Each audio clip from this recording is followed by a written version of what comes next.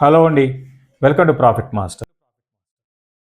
ఇక ఈరోజు ఈ వీడియోలో మనం ఓవరాల్గా మార్కెట్స్ ఎలా ఉంటాయి, అదేవిధంగా ఇప్పుడున్న మార్కెట్స్లో మార్కెట్స్ ఎలా ఉన్నాయంటే ఒక అడుగు ముందుకి 3 అడుగులు వెనక్కి వెళ్తున్నాయి అన్నమాట.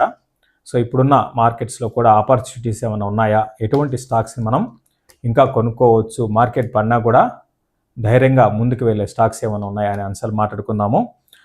ముందుగా ఇండియా అసలు ఎలా ఉంది, ఇండియన్ ఎకానమీ ఎలా ఉంది, నిఫ్టీ కానీ దానికంటే ముందు నిఫ్టీ గురించి బ్రీఫ్గా మాట్లాడుకుందాం. సో నిఫ్టీ రీసెంట్ డేస్లో మనం చూసాము, మళ్ళీ కిందకు వచ్చి రీసెంట్ లోస్ దగ్గరికి రావడం నిన్న గమనించాము. 23,200 బ్రేకే దాని బిలో క్లోజ్ అయింది. మళ్ళీ నేను ప్రస్తుతం వీడియో చేస్తున్న టైంకి నిఫ్టీ కానీ గమనిస్తే 23,200 పైన ఉంది. బట్ ఇవన్నీ లెవెల్స్ ఇవన్నీ పక్కన పెట్టండి. సో ఓవరాల్గా మార్కెట్స్ అయితే నేను అనుకోవడము ఈ యొక్క 1000 పాయింట్స్ రేంజ్లో గతంలో కూడా చెప్పాను, లాస్ట్ వీడియోలో కూడా. 23,200 అనేది ఇక్కడ కొంచెం ఇక్కడ నుంచి బౌన్స్ అయ్యే అవకాశాలు ఉన్నాయి. అదేవిధంగా హయ్యర్ సైడ్ కానీ చూసుకుంటే 24,200 నుంచి 400 అనమాట.